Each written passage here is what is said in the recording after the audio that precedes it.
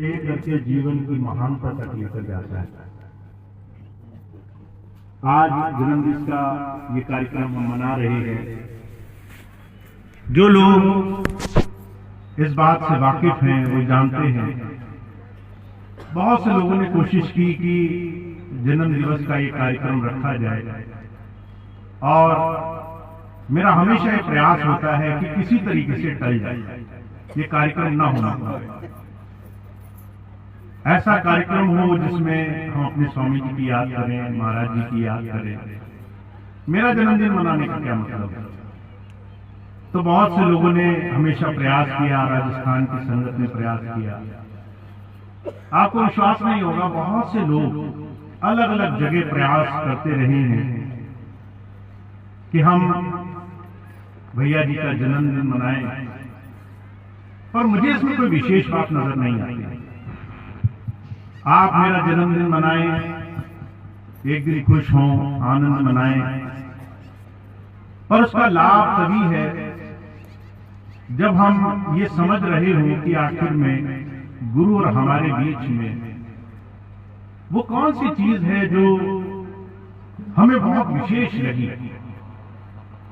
हम एक इंसान से मिले और उसने हमारे जीवन में कुछ बदलाव ला दिया, कुछ परिवर्तन ला दिया। हमारे जीवन में हम हर रोज वही काम कर रहे थे, सुबह से लेकर शाम तक वही कर्म जगत, वही संसार के अच्छे बुरे कामों में उलझे हुए थे। वो कौन सी ऐसी विशेष चीज रही जिससे हमारा जीवन बदल गया, हमारे जीवन में बदलाव आ गया। और मैंने हमेशा ये माना कि इस लिहाज से स्वामी जी का, महाराज जी का जन्मदिन मनाना बहुत उचित है। उनका जीवन बहुत से लोगों के जीवन को बदलने में, बहुत लंबे समय तक जीवन में परिवर्तन लाने में कामयाब रहा है। जहां तक मेरी बात है, हम तो चल ही रहे हैं, उसी रास्ते में हैं। महाराज जी कहा करते थे, जैसे आप जीवन में कोई काम करना चाहें और कभी आगे बढ़े, कभी पीछे बढ़े, कभी माने, कभी नहीं माने, ये निरंतर प्रगति का रास्ता है जिसमें हम अभी भी चल रहे हैं। और एक चीज जो मुझे हमेशा इस दिन के माध्यम से विशेष लगी कि ऐसे ऐसे भाई बहन, ऐसे ऐसे लोग इस दिन को मनाने के लिए इतने दूर का सफर करके यहां आ जाते हैं, जिसकी मैं कल्पना नहीं कर सकता था। कल से लेकर आज तक मैं ऐसे ऐसे लोगों से मिल चुका, यही आज के कार्यक्रम में, जो पूरे साल भर दिखाई नहीं दिए, जो कहीं और नहीं आए, पर आज वो इस कार्यक्रम का हिस्सा बने, यहां इस कार्यक्रम में आए, इस कार्यक्रम का भाग बन करके वो इस कार्यक्रम में शामिल हैं। और इन तमाम अनगिनत भाई बहनों को देख करके कई बार जीवन संघर्ष में हर एक आदमी किस तरह के जीवन से होकर गुजर रहा है, वो चीज बड़ी स्पष्ट दिखाई देती है। महाराज जी कहा करते थे, संतों के, महात्माओं के पास जाकर के भक्ति सिर्फ आंतरिक साधना का विषय नहीं होता है। आपको लगता होगा हम पूजा में बैठ गए तो उतनी ही पूजा है, उसके बाद किया हुआ समय का पूजा से, भगवान से कुछ लेना देना नहीं है। हमने आंखें बंद करी, ध्यान किया तो वो ही ध्यान है, पर उसके अलावा जो हम बहुत सारा समय दिन का गुजारेंगे, उसका ध्यान से, भक्ति से, ईश्वर से कुछ लेना देना नहीं है। पर महापुरुषों ने इस बात का बड़ा स्पष्ट रूप में खंडन किया है। पातंजलि एक ऋषि हुए, उन्होंने अष्टांग योग दर्शन दिया और उन्होंने कहा कि जब तक तुम्हारा बाहरी जीवन आध्यात्म की तरफ नहीं जुड़ेगा, तुम्हारा अंतर आत्मा से आध्यात्म का जुड़ाव नहीं होगा। तुम्हें पहले बाहरी जीवन का सुधार चाहिए। यम, नियम, आसन, प्राणायाम, प्रत्याहार, ये 5 चीजें ऐसी हैं जो तुम्हारे आदत, तुम्हारे जीवन, तुम्हारे लेन देन, तुम लोगों में किस तरीके से जी रहे हो, उससे जुड़ी हुई है। और उसके बाद 3 चीजें, उनके 3 आखिरी के नियम, धारणा, ध्यान, समाधि। ये 3 नियम ऐसे हैं जो तुम्हारी ध्यान साधना से जुड़े हैं। अगर तुम उस ईश्वर का ध्यान करना चाहते हो तो पहले जीवन का सुधार बहुत जरूरी है। तुम्हारा बाहरी जीवन कैसे तुम जी रहे हो, तुम लोगों में कैसे उठे बैठे हो, तुम्हारा संसार के साथ संबंध कैसा है, तुम कैसा इसे समझ रहे हो, ये तुम्हें इसका सही विश्वास तुम्हारे जीवन में बनना बहुत जरूरी है। अगर आप ये समझ गए कि जितने भी लोग संसार में आपसे जुड़े हैं वो ऐसे नहीं आ गए, हर एक व्यक्ति का, हर एक इंसान जो आपके जीवन में आपसे मिल रहा है, लंबे समय के लिए मिल रहा है या अचानक कहीं जाते उठते बैठते मिल गया, हर एक इंसान का आपके जीवन में आना ये बड़े विशेष कारण के लिए है, ये खाली नहीं है। जिससे भी मिलोगे उससे आपके जीवन में कुछ न कुछ हल होना है। कुछ पुराने कर्म हैं वो हल होने हैं, कुछ जीवन में नई शिक्षाएं हैं जो वो तुम्हें सिखाकर चला जाएगा, कुछ ऐसी चीजें हैं जो जीवन में तुम बहुत बढ़कर नहीं जान सकोगे और दूसरे इंसान की एक छोटी सी मुलाकात से तुम्हारे जीवन में वो एक नई शिक्षा का, तुम्हारे जीवन में नए ज्ञान की शुरुआत हो जाएगी। और ज्ञान देने के लिए महाराज जी कहा करते थे हर एक इंसान पढ़ाए जरूरी नहीं है। कई बार संसार के इन तमाम लोगों के माध्यम से ईश्वर तुम्हें आगे का रास्ता दिखाना चाहता है। तुम अपने जीवन में या तो किसी को सिखाने के लिए आए हो या किसी से कुछ सीखने के लिए आए हो। किसी के साथ बहुत समय गुजारोगे, उससे प्रेम हो जाएगा, उसका सानिध्य, उसका सहारा जुड़ जाएगा और अचानक वो तुम्हारे जीवन में कुछ ऐसा करेगा कि तुम्हें अपने जीवन में बहुत कठोर सत्य जानना पड़ेगा, एक ऐसी सच्चाई को मानना पड़ेगा जिसे तुम दूर रखना चाहते थे, जिसे मानना नहीं चाहते थे। कई बार तुम किसी के जीवन में आओगे और उसके जीवन में कुछ नया परिवर्तन आएगा। इसलिए महाराज जी कहते हैं तुम्हारे जीवन में तुम्हें जब भी भक्ति करनी पड़ेगी तो वो भक्ति सिर्फ आंख मूंद कर नहीं होगी। तुम्हारे जीवन के बाहरी तमाम चीजों को समझ करके तुम इस बात को समझ पाओगे। इन तमाम चीजों को बाहरी चीजों से तुम जानोगे। मैं आपको जीवन की उदाहरण बताता हूं कि कुछ दिन पहले की बात है। एक दुनियादार व्यक्ति मुझसे मिला, जहां मैं आश्रम में रहता था, जहां मैं पढ़ता था, वहीं पर संगीला आश्रम से दूर वो जिस स्कूल में मैं पढ़ने जाता था वहां पर वो पढ़ा करता था। वो आश्रम कभी नहीं आया, सत्संगी कभी नहीं बना, पर मेरे से उसकी समय समय पर बातचीत होती रही। पिछले महीने में उससे मिला, लखनऊ में वो मुझे मिल गया अचानक। जब मैं मिला तो उससे वो कहने लगा तुम्हें पता है मेरे जीवन में अभी कुछ महीने पहले बहुत बड़ी घटना घटी। माता जी की तबीयत खराब हुई, वो अचानक बहुत बड़ी बीमारी से ग्रसित हो गई, एकदम अस्पताल ले जाना पड़ा। जब अस्पताल गए तो मैंने उन तमाम लोगों की तरफ देखा जिन लोगों को सारा जीवन मैंने दिया था, भाई बहन, रिश्ते नातेदार, जो बड़ा मीठा बोलते थे, बड़ा दावा करते थे हम तुम्हारे साथ हैं, हर पल हर घड़ी वो हमारे साथ खुशियों में शामिल हुए। कहने लगे जब माता जी की तबीयत खराब हुई तो मैंने उनसे कहा मैं विपत्ति में हूं, परेशान हूं, मुझे मदद कर दो। अब वो कहने लगा मुझे एहसास हुआ सारा जीवन का दावा मेरा कि मैं इतने अच्छे अच्छे संबंध कमाए हैं उस दिन झूठे पड़ गए। उस दिन कोई भी ऐसा नहीं था जो अपना समय देने को तैयार था, कोई भी ऐसा नहीं था जो सहानुभूति देने को तैयार था। लोग मेरी गलती निकाल रहे थे कि तुमने अच्छी जगह इलाज क्यों नहीं कराया, तुमने ध्यान नहीं दिया, तुमने ये नहीं किया, तुमने वो नहीं किया। जब मैं उससे मिलकर जाने लगा तो उसने आखिरी में एक बात कही, कहने लगा 40 साल का मेरा बड़ा भारी दावा कि मैंने संसार में बहुत कुछ कमाया है, आज मुझे झूठा मालूम पड़ता है। जो कुछ किया वो सारी चीजें आज, वो तमाम लोग जिनसे मैं खूब मिला जुला, आज मुझे झूठे मालूम पड़ते हैं। आज भी वो आते हैं, वैसे ही हंसते हैं, मुस्कुराते हैं, पर उन पर भरोसा नहीं होता, उनके साथ एक क्षण का विश्वास नहीं होता, लगता सब कुछ कमाया बेकार हो गया। मैं उसे सुनता रहा।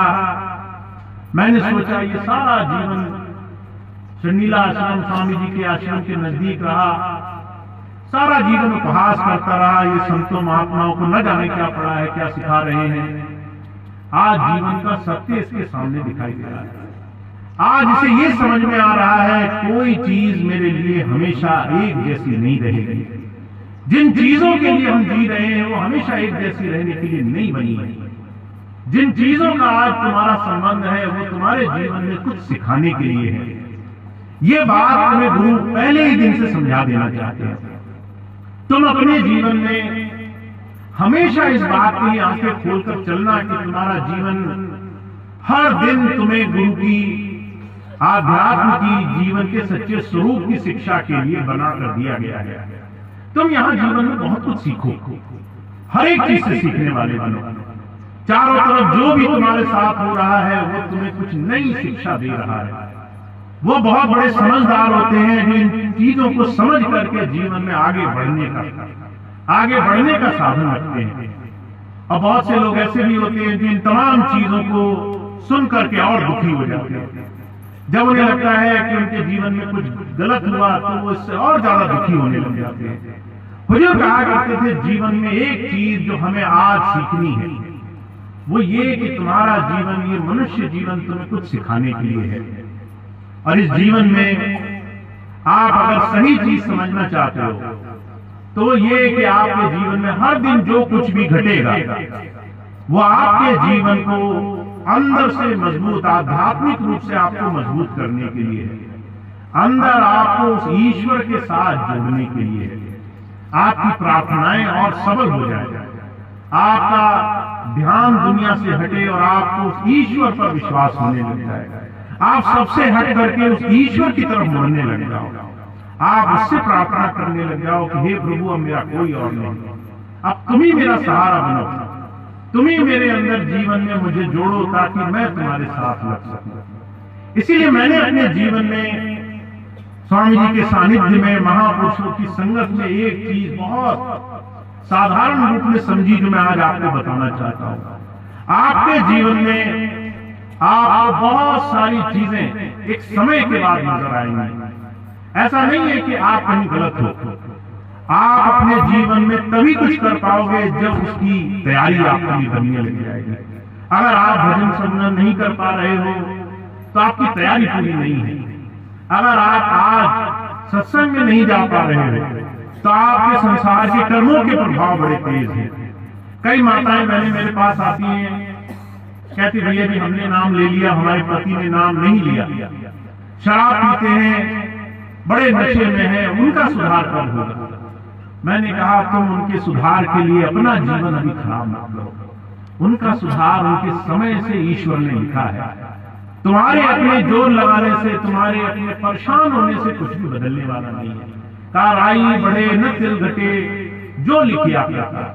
तुम्हारे भाग्य अच्छे थे, तुमने मनुष्य जीवन में जल्दी ही किसी संत की, किसी महात्मा की संगत पा ली। किसी के भाग्य अभी वैसे नहीं बने कि वो अपने जीवन के बुराइयां, विकृतियां, विकार छोड़ करके सही दिशा में लग सके।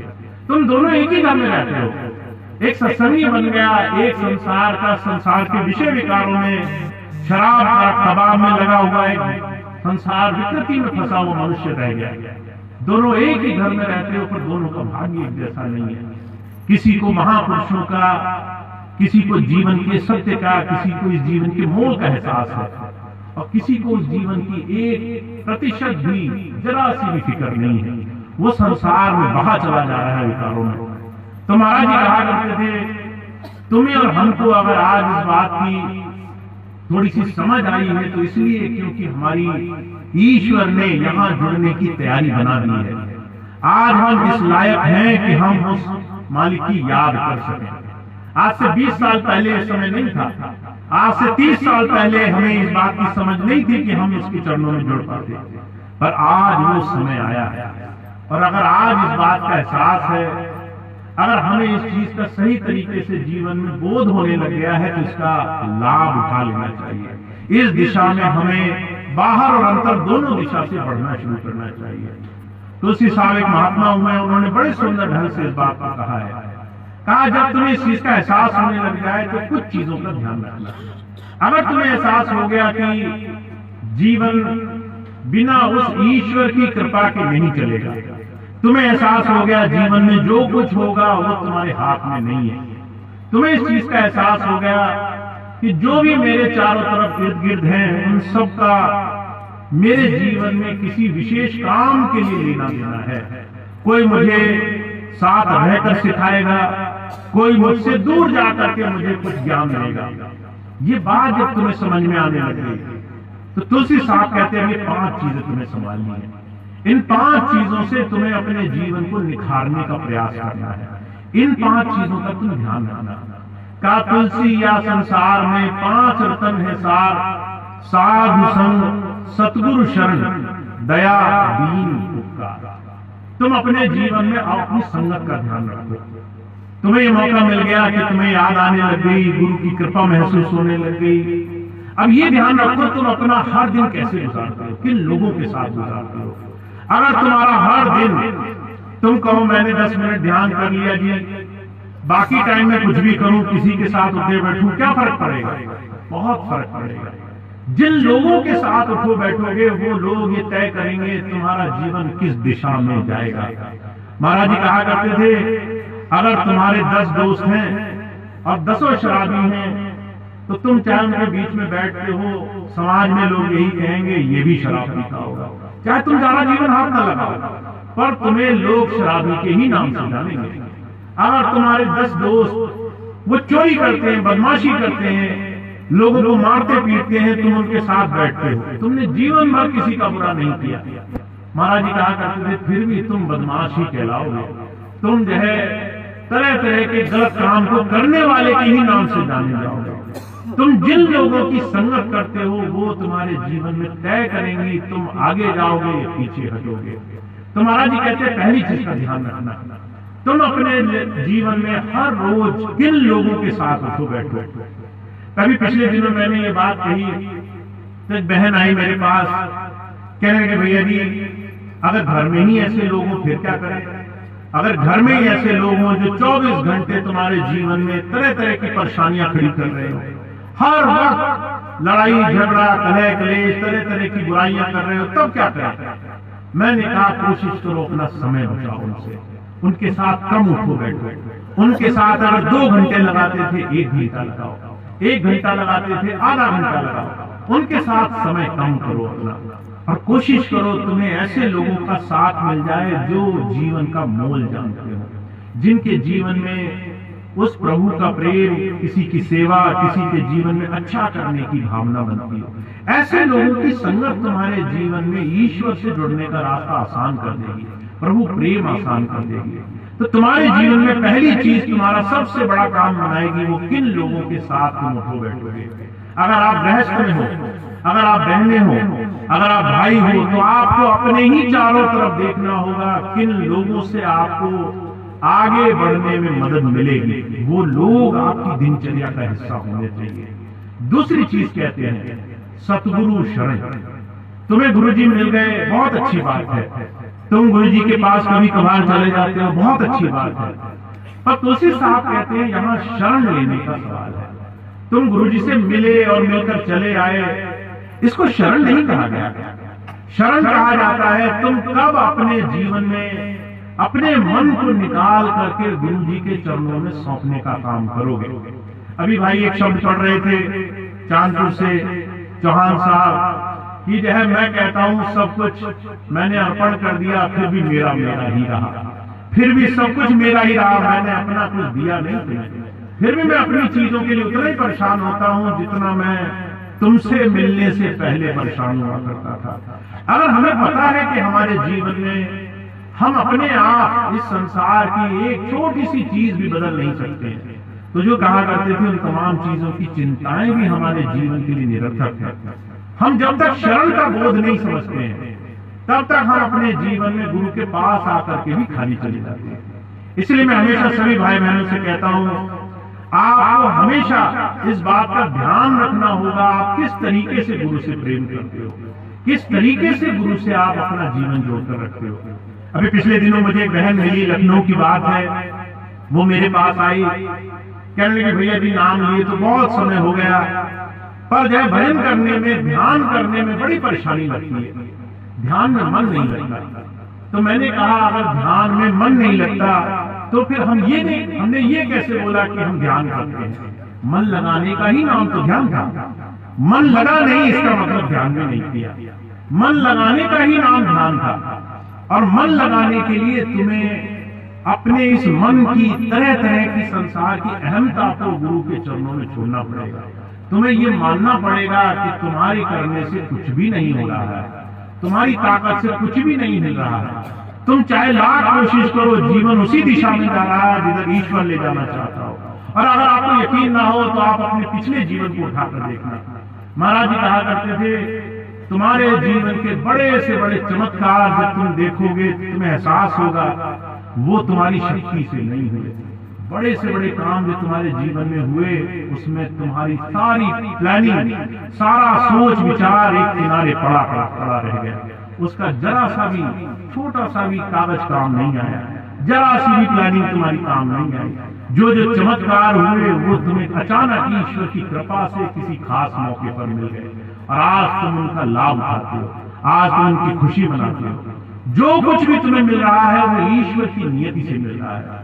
अगर ये बात हम स्वीकार कर लें, महाराज जी कहा करते थे अगर ये बात मान ले तो हमारा ये मन धीरे से गुरु जी की बात पर अपनी तरह तरह की चालाकी छोड़ना शुरू कर देता है, अपनी ताकत लगाना छोड़ देता है।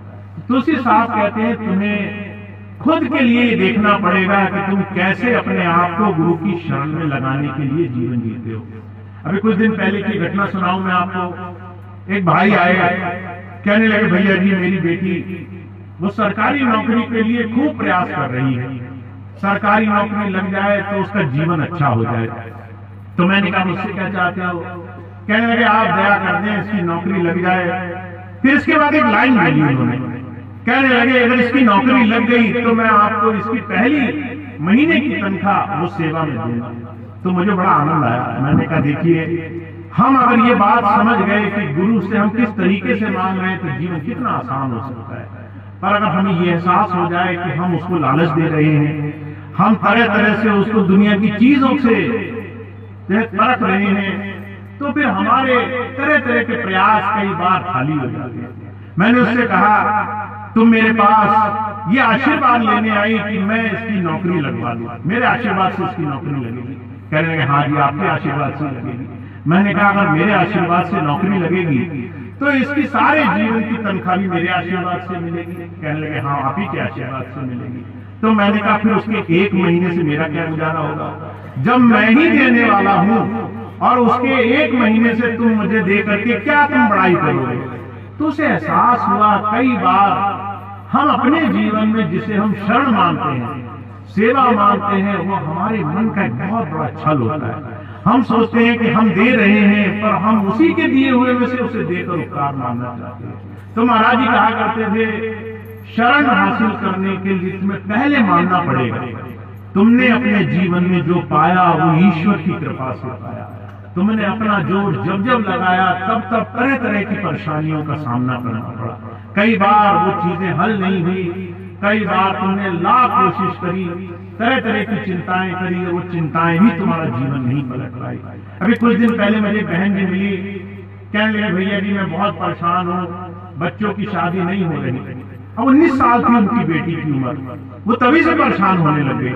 मैंने कहा बहन जी इतनी उम्र में तो आजकल सरकार भी शादी नहीं कराने देती है, आप इतनी जल्दी क्यों परेशान हो? कहने लगे नहीं भैया जी बेटी की शादी हो जाती है। अब वो 2 साल परेशान रही। मैंने कहा सही समय होगा, अपने आप स्वामी जी जो भी इसके लिए उपयुक्त होगा वो अपने आप भेज देंगे। 2 साल परेशान रही, जगह जगह गई, जगह जगह रिश्ते ढूंढे। 2 साल बाद उसकी अपने आप शादी का रिश्ता आया, वो शादी हो गई। जब वो शादी हो गई तो कहने लगी भैया जी शादी तो हो गई, मुझे बड़ी खुशी है। मैंने कहा तुम्हें इसका एहसास नहीं कि 2 साल तुम परेशानी में जी कि मैं कराऊंगी शादी, मेरे कराने से होगी और मैं इसको ऐसे करूंगी वैसे करूंगी।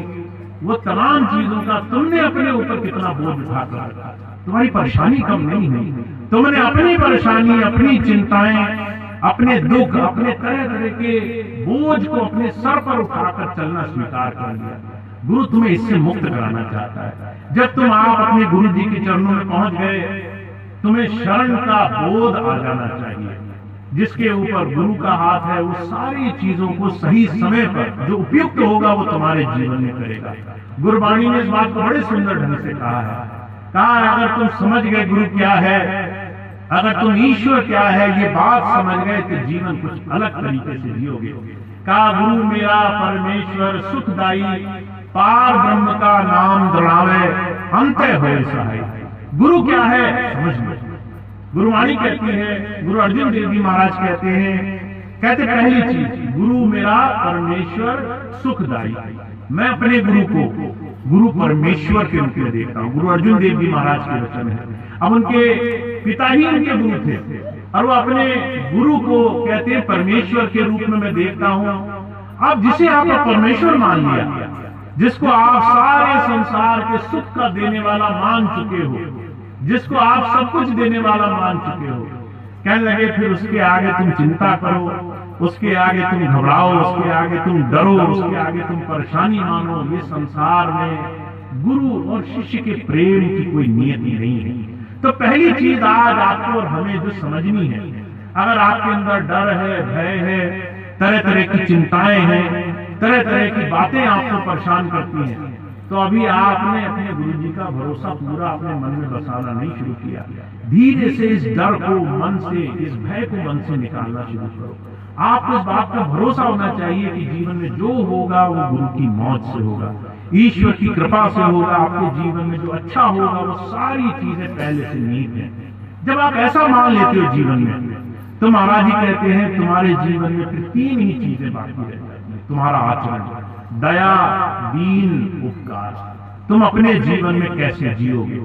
अगर तुमने गुरु को सर्वस्व मान लिया, तुम सत्संगी बनकर जी पाओगे।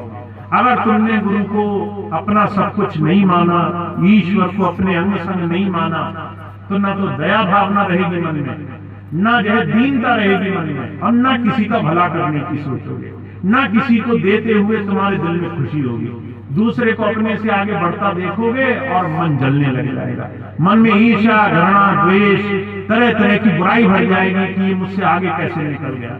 जिसको हुजूर कहा करते थे संसार से अपेक्षाएं हैं वो दुखी है। जिसे अपने मालिक का भरोसा है वो संसार में किसी को बढ़ता देखकर दुखी नहीं होता। तो हमें एक चीज अपने आचरण से समझनी पड़ेगी। अपने आचरण से हमें गुरु क्या सिखाना चाहता है, इस चीज को हमें खुद अपनी आंखों से देख करके समझना पड़ेगा। अभी कुछ दिन पहले मेरे पास एक भाई आए, कहने लगे भैया जी हम भजन करते हैं, हमारा मन न जाने क्या क्या चीजें दिखाता है। मैंने कहा वो मन गुरु जी का सार्थक रूप है जो तुम्हें तुम्हारे असली स्थिति को दिखा रहा है। तुम्हारे मन में जो है उसे स्वीकार लो, अगर नहीं स्वीकारोगे तो बदलोगे नहीं। तो वो कहने लगा भैया जी मैं समझा नहीं। तो मैंने उसे जो बात बताई वो मैं आपको बताना चाहता हूं।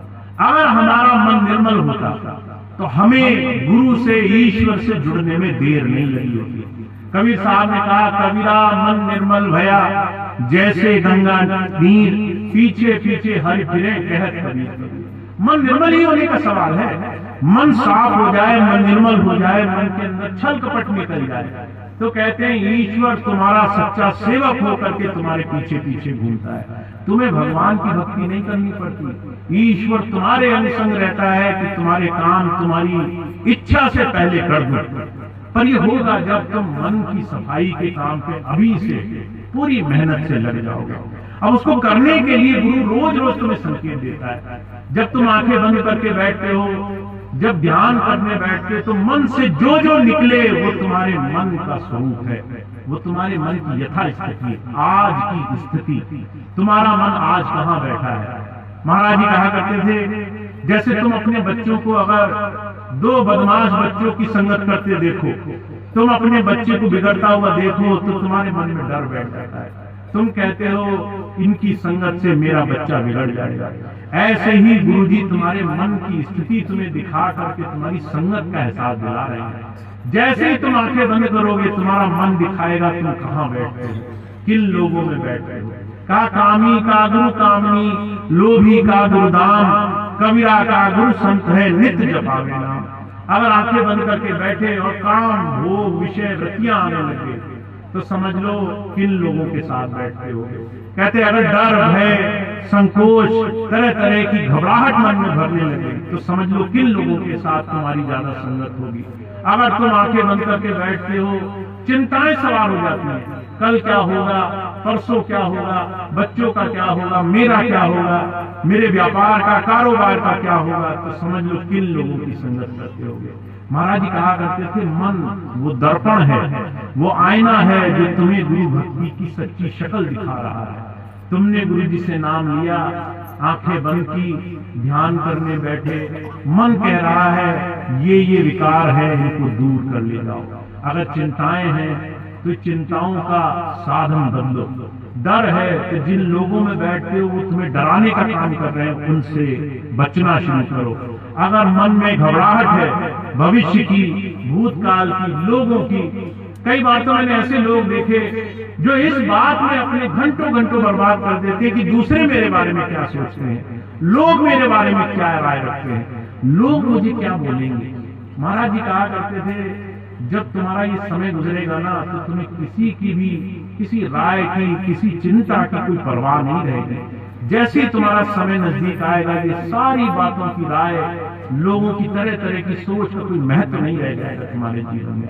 तो हमारे स्वामी जी एक ही बात कहते हैं, हम उन चीजों में लगे हुए हैं, उन चीजों में उलझे हुए हैं जो हमारा जीवन बर्बाद करने की दिशा में हमें ले जा रही है। गुरु तुम्हें अगर मिल जाए तो समझ लो तुम्हारे जीवन में तुम्हें बहुत कुछ मिलने का अवसर मिल गया, तुम्हें बहुत सुंदर मौका मिला हुआ है। अब तुम इसको सार्थक किया करो। रोज तुम बैठा करो कि हे गुरु मैं तेरी शरण में आ गया, अभी मैं इस लायक नहीं हूं कि मुझे मेरे जीवन में बहुत कुछ मिल जाए, मुझे अपने योग्य बना, मुझे इस काबिल बना कि मैं तेरे नाम को धारण कर सकूं।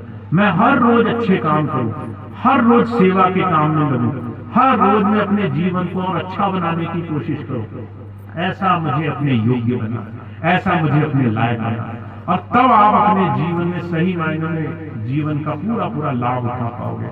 मैं एक आखिरी बात कह के अपनी बात समाप्त करूंगा।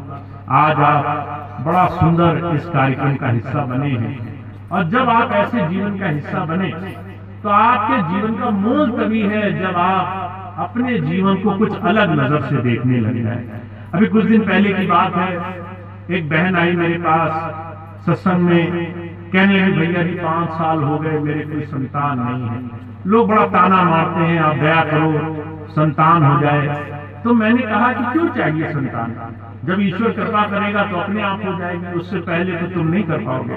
तुमने अपने हर प्रयास किए होंगे, डॉक्टर के पास गए, इलाज कराया, 10 जगह गए, तुम्हारे वो इलाज कारगर होते तो तुम मेरे पास आते ही नहीं, पर तुम्हारे इलाज कारगर नहीं हुए। ईश्वर तुम्हें संकेत दे रहा है, उस ईश्वर के संकेत से तुम क्या समझे। कहने लगे बहुत जरूरत है। तो मैंने पूछा क्या जरूरत है, कहने लगे हमारा नाम चलेगा। तो मुझे बात सुन के बड़ा आश्चर्य हुआ। मैंने कहा तुम्हारा नाम क्या है पहले तो ये बताओ। तो अब वो अपना नाम बताकर कहने लगे मेरा नाम आगे पीढ़ियों तक चलेगा। तो मैंने कहा कोई राजा महाराजा हो, कोई सेठ साहूकार हो, कोई बड़े धनी हो, क्या हो जो तुम्हारा नाम चलेगा। तुम्हारा नाम जानता कौन है, तुमने ऐसा किया क्या है जो तुम्हारा नाम चलेगा। क्या तुम्हारे 2-4 पड़ोसी लोग तुम्हारा नाम खुशी से लेते हैं? अगर लेते हैं तब तो तुम्हें गर्व होना चाहिए कि मेरा नाम बढ़ जाए, चलो 2-4 पीढ़ी तक बढ़े तो अच्छा रहेगा, इतना अच्छा आदमी हूं मैं। तुम अपने नाम को 2-4 लोगों तक नहीं फैला पा रहे हो, पड़ोसी तुम्हारा नाम लेकर खुश नहीं है, 2-4 मोहल्लों में तुम्हारा नाम नहीं है। तुम कहते हो तुम्हारा नाम बढ़े, तुम्हारा नाम चले। इस नाम को चलाकर करोगे क्या जो नाम लेकर तुम्हें गर्व नहीं हो रहा है, जो नाम लेने के लिए तुमने अभी तक कुछ अच्छे काम नहीं किए। हुजूर कहा करते थे पीढ़ी बढ़ाने से ज्यादा अच्छा है ऐसे कर्म पर ध्यान दो जो जीवन कम से कम दूसरों के किसी काम आने के योग्य बने। कुछ ऐसे काम करो लोग तुम्हारे नाम को जन्मों जन्मों तक याद करें। तुम ऐसे नाम को बढ़ाने में लगे हो जिस नाम को लेकर कोई राजी नहीं होगा, जिस नाम को लेते लेते लोग 1000 नाम और ले जाएंगे और लोग उस नाम की कोई महिमा नहीं कर पाएंगे। तो हमें इस बात पर ध्यान रखना है, हमारे नाम की कीमत तब है, इस नाम की महिमा तब है जब तुम्हारे कर्म तुम्हारे जीवन में ऊंचे हो जाए। तुम्हारे आदर्श तुम्हारे जीवन में किसी और के अच्छाई के जीवन को जोड़ने के लिए बने। तुम दूसरे का कुछ अच्छा चाहते हो, दूसरे के जीवन में कुछ उसके जीवन को उठाने का प्रयास करना चाहते हो। आज हम ऐसा कुछ नहीं करते। अभी मैं देखता हूँ बहुत से भाई बहन जैसे सत्संग से फारिग होंगे, बैठेंगे तो बैठ करके क्या बातें करेंगे, मुझे आपको बताने की आवश्यकता नहीं है। वो फौरन बातें करेंगे, फलाने ने तुम्हारे यहाँ चोरी करी, फलाना तुम्हारे पीठ पीछे बुरा बोल गया, फलाने ने गाली दी, फलाना चोरी कर गया, फलाने तुम्हारे घर डाका डाल दिया, किसी ने इतनी बुरी बात कही। महाराज जी कहा करते थे इससे नाम चलेगा नहीं, इससे नाम डूबेगा, इससे नाम और बुरा हो जाएगा। और मैं आपको बड़े आदर्श के बात बताता हूँ, हमें महाराज जी